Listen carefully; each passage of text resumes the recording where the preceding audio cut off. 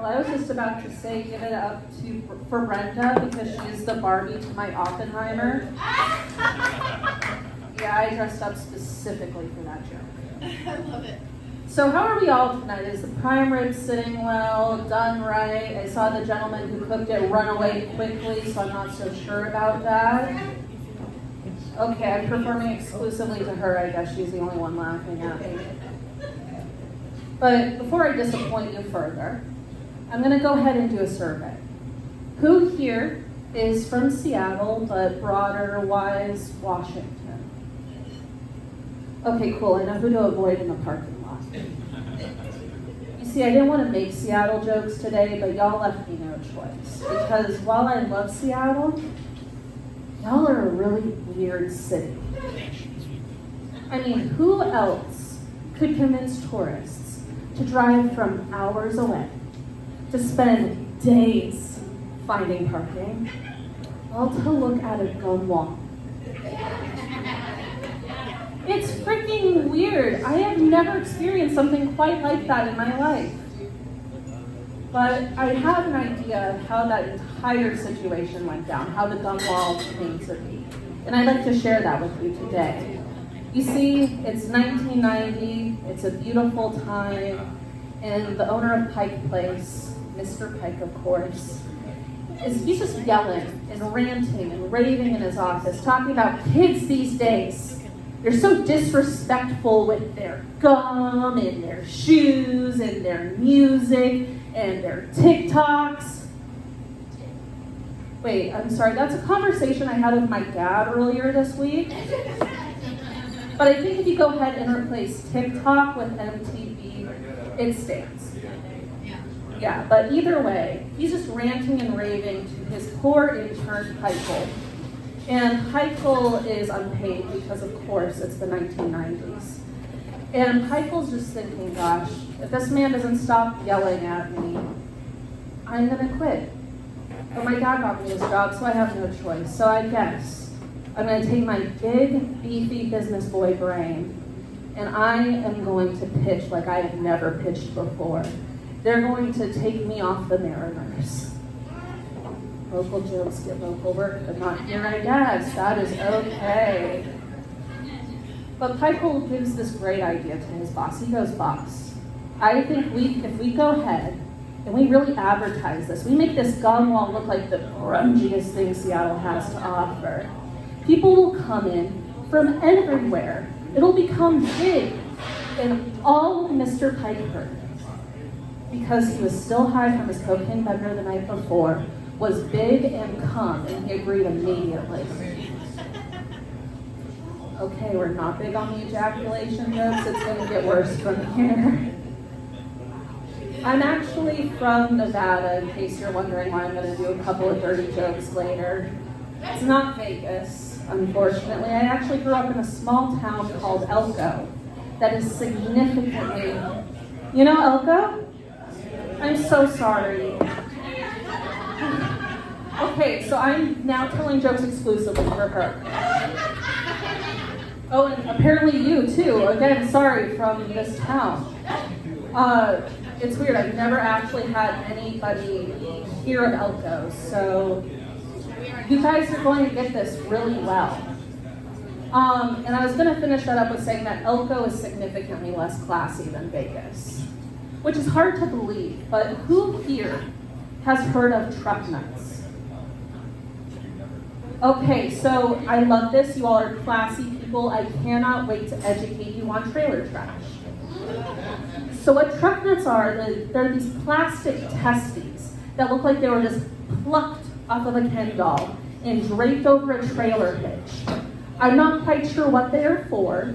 I think it is to dissuade females from talking to the person who owns the truck. I think personally that is my theory because I've never wanted to date anyone with those, but I still have much more research to do. Again, Oppenheimer. But that being said, I bring up the truck nuts because Elko is known as a one truck stop, multiple truck nut kind of town. Yeah, the stroke to stop ratio is absolutely bonkers. It is projected in the next 4 years that the number of truck nuts is to exceed Elko's population. This is mostly because Elko has started a modesty campaign against breastfeeding women. What size? What size of breasts? No, truck nuts. We'll get to that in a moment.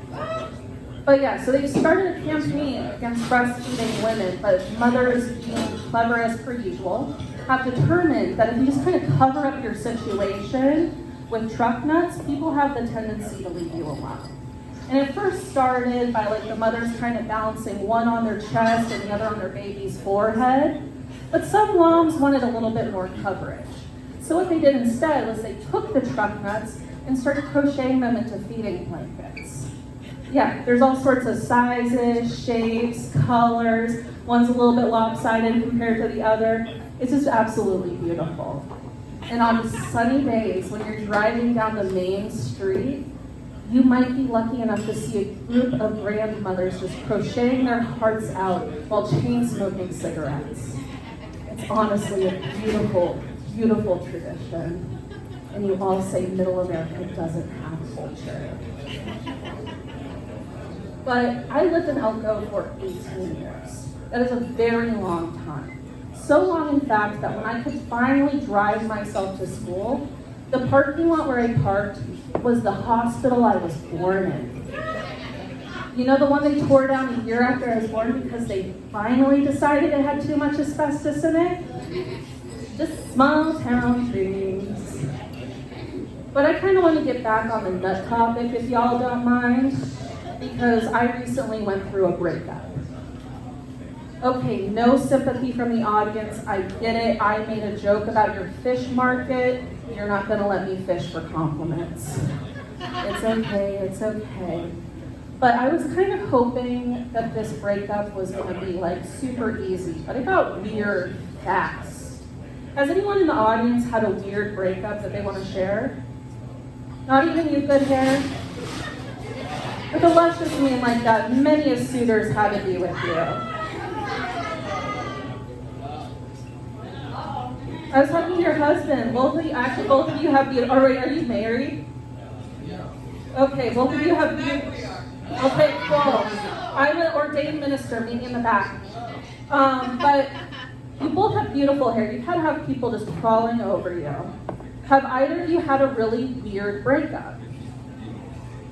Okay, just me, I guess. I love this. I'm going to be the comedian that you all kind of paid for. I'll self-flagellate for you just a little. But yeah, so the breakup I had with my partner was really strange. And I want to start by saying he's a really awesome dude. I admire him greatly and we're still friends, and no, his lawyer didn't tell me to say that. He just told me what I wasn't allowed to say instead. But I wanted our breakup to kind of be like the 1992 box office hit The Bodyguard, where it's all mutual, and then eventually I sing a love ballad in a foggy room, one tear coming down my eye. It would be beautiful. But alas, that was taken away from me because a couple of weeks ago, I was running late to an open mic. I had my boyfriend on the phone, and right as I was about to turn the corner while also saying, I'm gonna break up with you, the heavens opened up and it made it rain on me. And now I wish it was dollar bills that rained on me or even actual rain. But what I got instead was a mystery liquid. Now, I hope you all have never had mystery liquid fall on your head. But if you have, you know immediately that it is not bird poop, because it just doesn't have that bird poop consistency. Yeah. So my immediate first thought after that is, oh God, this has to be pee. Because in my mind, the only person who is willing to throw something out the window also has to be a big enough monster to throw their pee out the window. But I noticed that the liquid was white, and I started to get worried. Because, you know, I thought it was the stuff that came from truck nuts. I really did. I thought somebody was busy for weeks and they had planned this. They memorized my track record to open mics. I was afraid. And then I noticed the cereal. And I don't know about you all, But I don't know a lot of people who can ejaculate generic brand Fruit Loops. And if you do have somebody in your life who can, I want to meet them. My cereal bill is too high. But of course, after I realized what it was, I hung up on my partner and I stormed up the stairs. I walked quickly up those stairs. And I began knocking on that door with a fervor that I had never had before. I busted in, I grabbed his Xbox controller, and I was lucky that he was broke because that meant it had a wire. And I tied him to a shitty little chair. I filled up a bowl of cereal and milk, and I grabbed his head and I just started dumping it in there. Again and again, just whispering, "You're gonna finish this one, bitch." I wish I did that. But what I did instead was much more embarrassing. I immediately burst into tears in Capitol Hill, so it wasn't that weird yet. And then I started yelling the appropriate amount for Capitol Hill at the apartment building. And then when that proved to be fruitless, I did the most embarrassing thing ever. I drove away in what I like to call a lactose intolerant person's worst nightmare. Yeah. But as bad and weird as the breakup was, I'm gonna admit, I'm a little excited to get back on dating apps. And not because I want another partner, but because since breaking up with my partner, I realized I need a whole lot more material. Yeah, and during my dating days, Tinder was my app of choice. And for me, it was like swiping through a candy store filled with old lady strawberry candies and rat poison. Swiping through the sloughs of finance bros and men that look like Lil Quinn over there. You see people in their most primal form. In fact, one time when I was swiping through, I came across an entire prison cell block.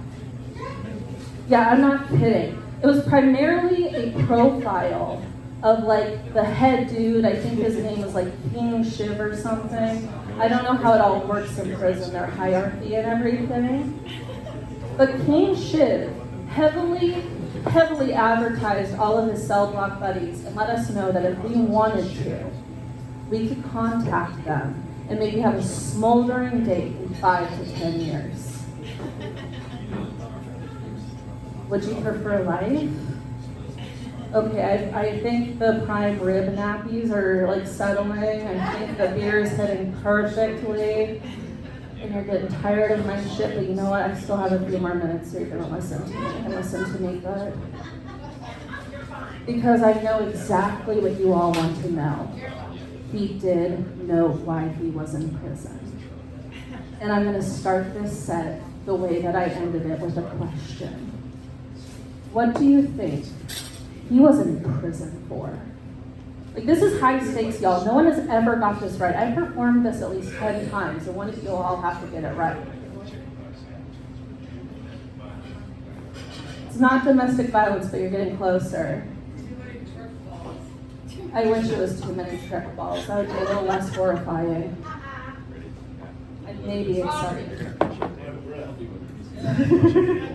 No, that would be me. That would be why I was in prison. But you were close. Aggravated, assault. What else could a woman want? You know?